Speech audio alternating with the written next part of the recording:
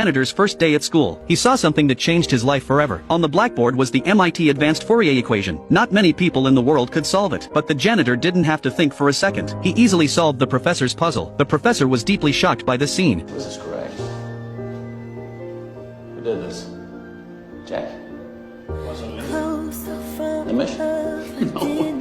In order to find this problem solver, the professor held a special class on the problem. He didn't expect a full house. Everyone was expecting the mysterious solver to come out, but the students looked at each other in disbelief. Not one of them admitted to being the solver. The professor was disappointed and curious about the identity of the genius. In order to find this genius, the professor put up a battle cry on the blackboard and promised that whoever could answer the question will be able to go to the top of the life ahead of time. But no one expected that the one who could solve the puzzle was a janitor. The janitor just took one look at the formula. He couldn't help but pick up the chalk and write. The professor thought the janitor was up to no good. He was about to arrest the boy in his office. The janitor was discovered and fled in a hurry. Facing the professor's incessant accusations, he only left a polite question and then disappeared. But what surprised the professor even more? The correct answer appeared on the blackboard again. The professor did not expect. It wasn't the students who solved the question. It was this penniless janitor. He solved 2 years of research in just a few minutes. Puzzled, the professor went to visit the janitor, but Will had already quit his job. When the professor managed to find Will was in court being accused, but Will didn't panic. He rattled off a list of laws. He knew them better than the other lawyer, because a few years earlier, he'd memorized the entire Constitution. Now even the other lawyer was speechless. The professor on the side also admired him. To find substantial evidence, it took the judge 10 minutes to go through Will's rap sheet. May 1993 for assault with intent. Theft in June of 1993. Impersonating a police officer, September 1993. But each time he managed to get off under the law. The professor was shocked by his past, but his life is also very sympathetic. He was an orphan. He was abused by his foster family when he was young. This led to his rebellious character.